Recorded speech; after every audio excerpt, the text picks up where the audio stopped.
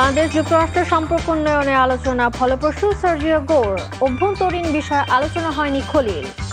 এবার সিলেটে এনসিপির গাড়িবহরে হামলা, অভিযোগের তীর সরকারি দলের বিরুদ্ধে। চলতি বছরের মধ্যে বন্ধ শিল্প কারখানা চালুর নির্দেশ প্রধানমন্ত্রীর।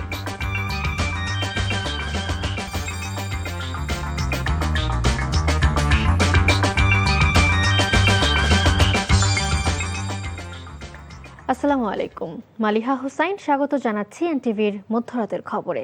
দেখছিলেন আই গ্যাস ইউনাইটেড সংবাদ শিরোনাম, এবার পুরো খবর।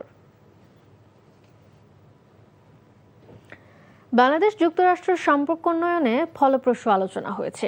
এক্স হ্যান্ডেলে দেয়া পোস্টে এমন তথ্য জানিয়েছেন মার্কিন প্রেসিডেন্টের বিশেষ দূত সার্জিও গোর। বিকেলে রাষ্ট্রীয় অতিথি ভবন পদ্মায় পররাষ্ট্রমন্ত্রী ডক্টর খলিলুর রহমানের সাথে প্রায় 1 ঘণ্টার বৈঠক করেন তিনি। ব্যবসা বাণিজ্য, জ্বালানি খাত ও রোহিঙ্গা সংকট সমাধানে মার্কিন বিশেষ দূতের সাথে ইতিবাচক আলোচনার কথা জানিয়েছে পররাষ্ট্রমন্ত্রী। তবে দেশের আভ্যন্তরীণ রাজনীতি নিয়ে কোনো আলোচনা হয়নি বলে জানান তিনি। ইফতেখার রেজার রিপোর্ট। নির্ধারিত সময়ের অন্তত 30 মিনিট আগে রাষ্ট্রীয় অতিথি ভবন পদ্মায় পৌঁছান মার্কিন প্রেসিডেন্টের বিশেষ দূত সার্জিও গোর। সেখানে পররাষ্ট্রমন্ত্রী ডক্টর খলিলুর রহমানের নেতৃত্বে অনুষ্ঠিত হয় প্রায় 1 ঘণ্টা ব্যাপী দ্বিপক্ষীয় বৈঠক। এতে বাণিজ্য বৃদ্ধি ও জ্বালানি খাতে সহযোগিতা সহ বিভিন্ন ইস্যুতে গঠনমূলক আলোচনা হয়।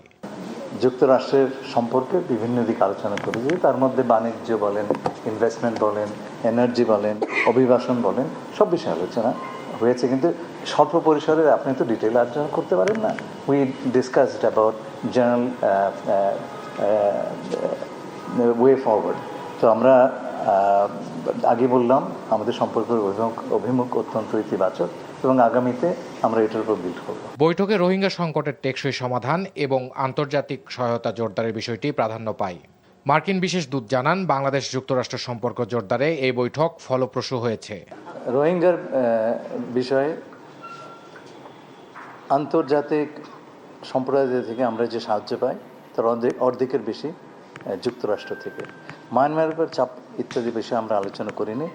আমরা আশা করব যে যুক্তরাষ্ট্রের সাহায্য অব্যাহত থাকবে এবং একই সঙ্গে এই সমস্যার সমাধানে আমরা যে বহুপাক্ষিক অ্যাপ্রোচ নিয়েছি, আমরা তাদেরও শুধু তারা নয় অন্যান্য রাষ্ট্রেরও যারা এর মধ্যে সংশ্লিষ্ট।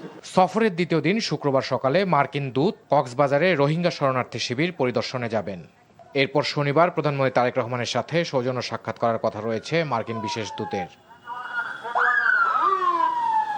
Iftekhar Reza, NTV news, Dhaka. এবার সিলেটে এনসিপির উত্তরাঞ্চলের মুখ্য সংগঠক সার্জিস আলমের গাড়িবহরে ঢিল ছুঁড়ে গাড়ির কাঁচ ভাঙার ঘটনা ঘটেছে। হলরুমে জুলাই আন্দোলনে নিহত 7 শহীদের পরিবারের স্বজনদের সঙ্গে মতবিনিময় শেষে সিলেটে ফেরার পথে এই হামলার ঘটনা ঘটে। সরকারের প্রত্যক্ষ মদদে এই হামলা হয়েছে বলে অভিযোগ করেছেন এনসিপি নেতৃবৃন্দ। তবে এটিকে বিচ্ছিন্ন ঘটনা দাবি করে আইনি পদক্ষেপ নেওয়ার কথা জানিয়েছে পুলিশ। সিলেট থেকে আনিস রহমানের ক্যামেরায় আরও জানাচ্ছেন সজল ছত্রী।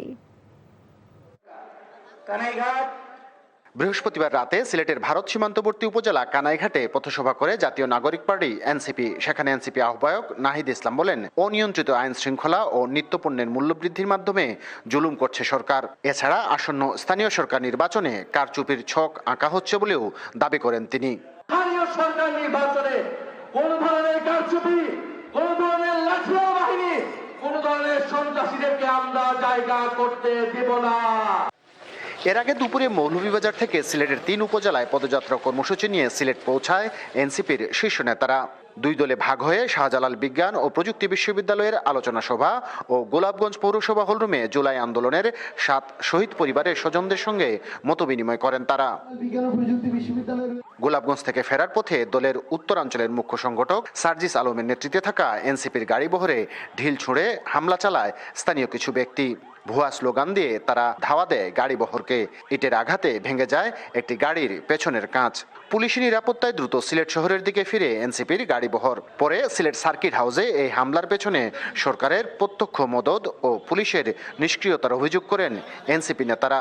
ছাত্র দলের টি শার্ট পরে হামলাগুলো করেছে, একজন গ্রেফতার হয়নি। তার মানে তারেক রহমান এবং বিএনপির মদদে হামলা হচ্ছে, প্রশাসনের সহযোগিতা হামলা হচ্ছে, দাঁড়িয়ে দাঁড়িয়ে শুধু নাটক দেখা হচ্ছে, কোনো গ্রেফতারও হবে না, কোনো মামলার কার্যকারিতাও নেই।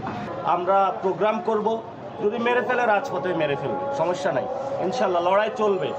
দেখা যাবে বাংলাদেশে সন্ত্রাসের হাত শক্তিশালী নাকি হলো গণতন্ত্রের হাত শক্তিশালী। এটা আমরা বাংলাদেশে ইনশাল্লাহ প্রমাণ করব।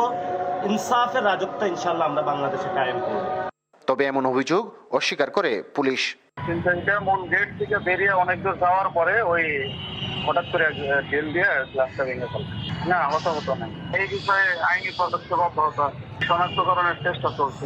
শুক্রবার সিলেটের গোয়াইনঘাট, কোম্পানিগঞ্জ ও জৈন্তাপুর উপজেলায় পদযাত্রা শেষে ঢাকায় ফিরবেন এনসিপির নেতারা। সজল ছত্রী, এনটিভি নিউজ, সিলেট।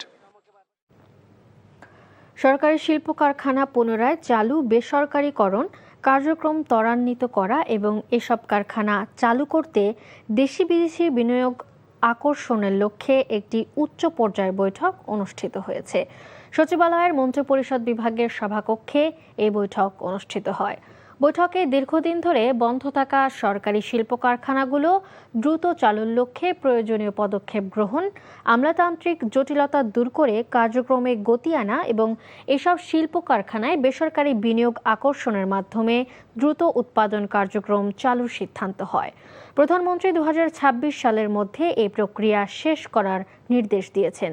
এছাড়া বৈঠকে বিনিয়োগ বান্ধব পরিবেশ নিশ্চিত করতে সংশ্লিষ্ট সংস্থাগুলোকে কার্যকর উদ্যোগ গ্রহণের নির্দেশনা দেওয়া হয়। পতিত স্বৈরশাসক শেখ হাসিনার দোসর শাহ রেজাউল করিম নাজেহাল হয়েছেন লন্ডনে। শেখ হাসিনার পলায়নের পর বাংলাদেশ থেকে পালিয়ে ভারত হয়ে লন্ডনে যান রেজাউল করিম।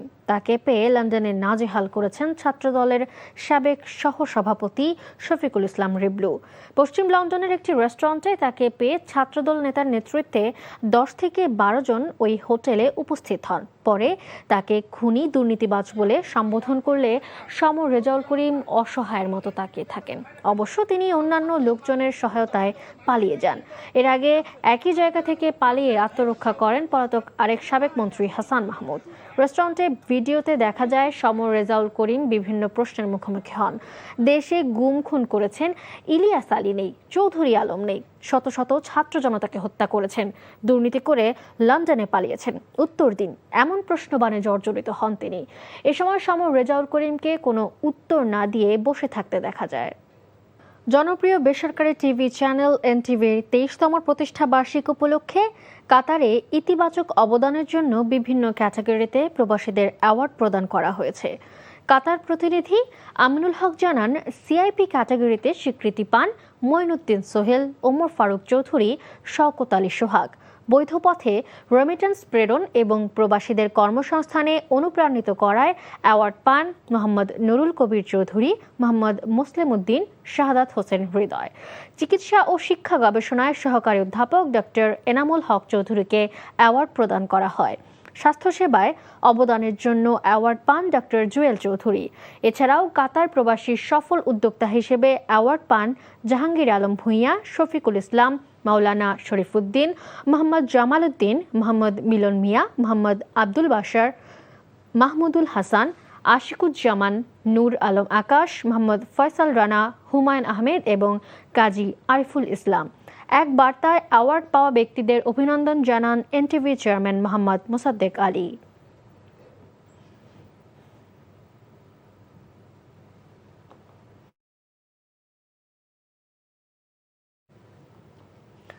তথ্য ও সম্প্রচার মন্ত্রী জহিরুদ্দিন স্বপনের সঙ্গে সৌজন্য সাক্ষাৎ করেছেন বাংলাদেশ প্রেস ক্লাব ইউএই সভাপতি এবং এনটিভি ইউএইর স্পেশাল করেসপন্ডেন্ট মামুনুর রশিদ। সাক্ষাৎকালে প্রবাসীদের নানা সমস্যা ও সার্বিক কল্যাণের পাশাপাশি বিদেশের মাটিতে বাংলাদেশের ইতিবাচক ভাবমূর্তি উজ্জ্বল করার বিষয়ে আলোচনা হয়।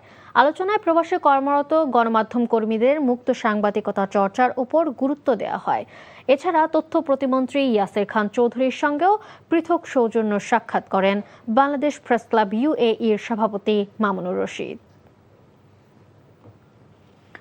সৌদি আরবে জেদ্দাস্থ 14 গ্রাম ফাউন্ডেশনের উদ্যোগে মতবিনিময় সভা অনুষ্ঠিত হয়েছে। জেদ্দা প্রতিনিধি মাসুদ সেলিম জানান, ফাউন্ডেশনের সভাপতি নূর মোহাম্মদ বিপ্লবের সভাপতিত্বে ও সেক্রেটারি মাইনুদ্দিনের পরিচালনায় প্রধান অতিথি হিসেবে উপস্থিত ছিলেন বাংলাদেশ জামায়াতে ইসলামী 14 গ্রাম উপজেলা সেক্রেটারি মোহাম্মদ বেলাল হোসাইন। বিশেষ অতিথি হিসেবে বক্তব্য রাখেন বাংলাদেশ ইসলামী ছাত্র শিবির 14 গ্রাম উপজেলার সাবেক সভাপতি মনির হোসাইন, আব্দুল জলিল সহ ফাউন্ডেশনের নেতৃবৃন্দ। খবর শেষ করছি, যাবার আগে আইগেস ইউনাইটেড শিরোনামগুলো জানাবো আরও একবার। বাংলাদেশ যুক্তরাষ্ট্র সম্পর্ক উন্নয়নে আলোচনা ফলপ্রসূ, সার্জিও গোর। আভ্যন্তরীণ বিষয়ে আলোচনা হয়নি খলিল। এবার সিলেটে এনসিপির গাড়িবহরে হামলা, অভিযোগের তীর সরকারি দলের বিরুদ্ধে। চলতি বছরের মধ্যে বন্ধ শিল্প কারখানা চালুর নির্দেশ প্রধানমন্ত্রীর। ঘুষ দুর্নীতি আগের মতোই চলছে, ফখরুল। বাছাই করে দুর্নীতিবাজদের বিভিন্ন স্থানে পদায়ন করা হচ্ছে, ডক্টর শফি। এই ছিল মধ্যরাতের খবরে। এই খবরের ভিডিও সহ আপডেট জানতে ভিজিট করুন এনটিভি অনলাইন www.ntvbd.com। এছাড়াও এনটিভির জনপ্রিয় সব অনুষ্ঠান ও খবরের আপডেট জানতে ভিজিট করুন আমাদের ইউটিউব ও ভেরিফাইড ফেসবুক পেজ। ধন্যবাদ সবাইকে।